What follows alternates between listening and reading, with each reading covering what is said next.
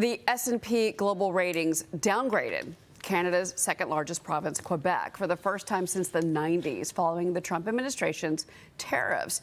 In 2024, trade between Canada and the United States totaled $762.1 billion, with Canada exporting more than three-quarters of its goods to the United States. I want to bring in former Canadian Member of Parliament, Ruby Dhalla. Ruby, good morning. So I think the question now for Canada, how are these new trade policies going to impact the families and the businesses in Canada? I think it's going to have a very dramatic effect, not only on Canadian families, but Canadian businesses and the Canadian economy.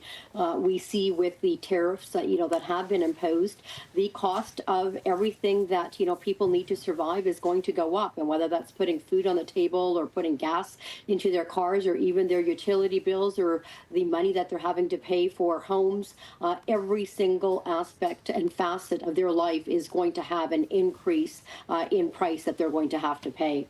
Well, all of this obviously is going to play into Election Day in Canada. So it's 1 week away. Liberal incumbent Mark Carney is taking on Canada's Conservative Party leader, Pierre Poilievre, in the race for the country's prime minister. So how are the tariffs, the U.S. tariffs, affecting the election in general? I think it has been, first and foremost at the mind of many Canadians and many Canadian entrepreneurs as well across the country, not only talking about the tariffs at present, but also what the future holds between the Canada and the U.S. relationship. And it has also ignited a resurgence of Canadian nationalism across the country. So the Canada-U.S. and the tariff situation, and the tariffs that have been announced by the president have been top of mind for Canadians and have played a significant factor in this Canadian election. We are almost a week away from having the winner announced, as to who the Canadians are going to choose to become their prime minister. And I think that Canadians are looking for leadership with the current prime minister that is running, that was selected almost a month ago. He is running now to get a mandate from Canadians. Many Canadians see him as the same old. It is a liberal, playbook from many of the people that were involved with Justin Trudeau. They just announced a policy handbook, and many people have said they've taken out the name of Justin Trudeau and put in Mark Carney. So I think that Canadians obviously are going to have their voices heard through their vote, but Canadians are looking for leadership in the upcoming months and years, especially related to the situation with Canada and the U.S. Interesting. I want to bring Liz Peek on that same topic. Go ahead, Liz. Good morning. Yes, there's been a lot of talk about this being a referendum on Donald Trump, but really isn't it about your economy? I mean, unemployment is 6.7% in Canada right now. You've been through a period of slow growth, lots of job losses, et cetera. At the end of the day, do you think voters really are going to be as concerned about tariffs and Donald Trump, or they are about their own economic prospects?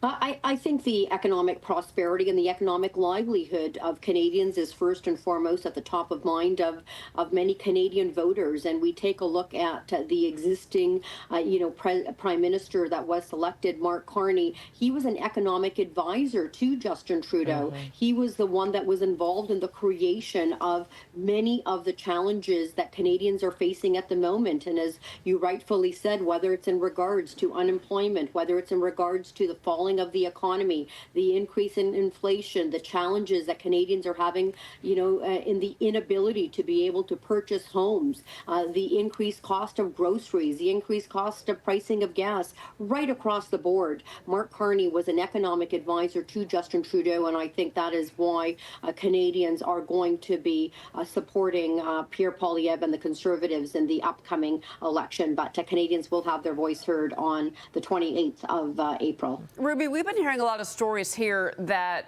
Canadian investors, in particular when it comes to real estate, are selling their U.S. assets. Many Canadians that say bought in the Florida market or that bought in the Arizona market are now putting those homes up for sale, those investments up for sale. Is that a financial choice, do you think, or do you think that has something to do with the anti-American sentiment that we're seeing in Canada? I think that it has created, the tariffs and the changing situation on a day-to-day basis has created a lot of instability and uncertainty. And there have been some Canadians which unfortunately have had unfortunate experiences even crossing over to the border. We see that tourism is down from Canada going into the United States of almost 40%.